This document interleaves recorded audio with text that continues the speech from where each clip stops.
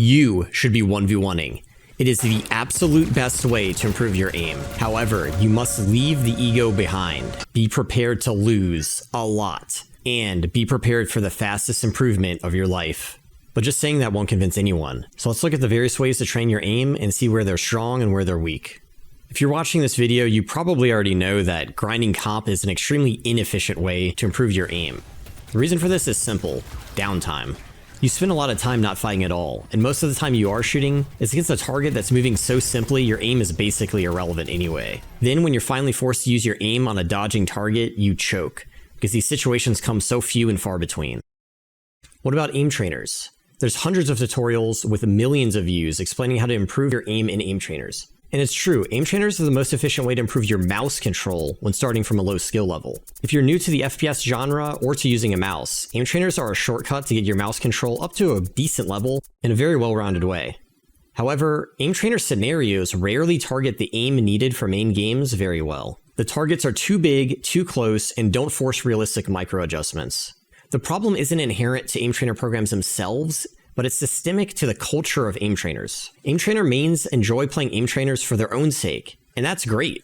I've done my fair share of covert grinding, but a consequence of playing aim trainers for their own sake is that scenarios made by aim trainer mains aren't optimized for improving your aim. They're optimized for tangential goals, like leaderboard integrity and being fun to play. Some well-targeted scenarios do exist, but they're rare and obscure. And what's worse, there's a lot more to aim than mouse control. If you haven't seen my video on how dodge and aim actually work, I highly suggest you watch it after this one. You will not be disappointed.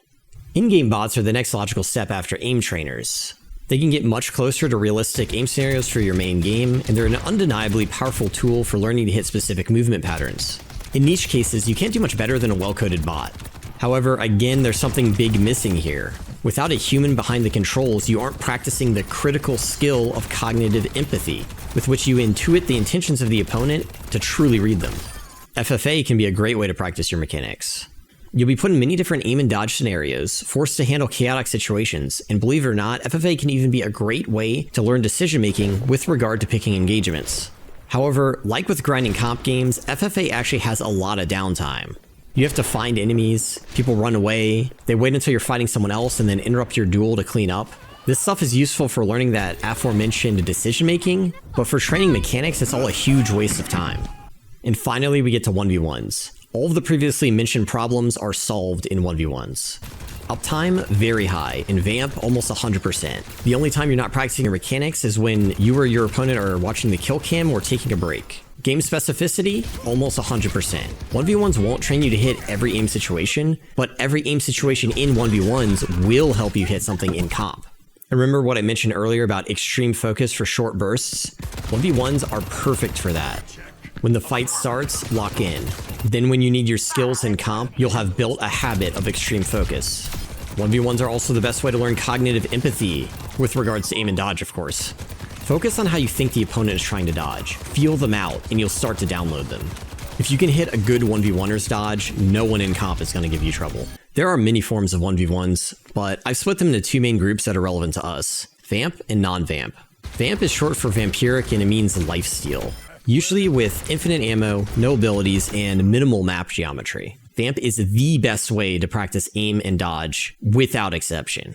That's because you're forced to rely entirely on your aim and dodge, and the uptime is fantastic. Non-Vamp is everything else, but for our purposes, think basic 1v1s without any special changes. In Overwatch, you might have abilities enabled or disabled. Non-Vamp is great for learning skills like how to play corners and how to abuse map geometry. And it's still very efficient for pure mechanics compared to any non-1v1 training method. In a game like Overwatch, non-Vamp is also a great way to learn ability usage and how to counter specific heroes. Okay, so now that I've convinced you to 1v1, you might be wondering how to do it. Most games have some way to 1v1, and you'll probably easily find out how if you try. My main game is Overwatch, so I'm going to talk about that now. First of all, join discord.gg/OW1v1s. There you can easily find an opponent. Don't be nervous or pressured. There's a wide range of skill levels, and no one is playing for ego, just for practice. If you really don't want to join the Discord server, that's fine. Just find a friend who's willing to practice with you.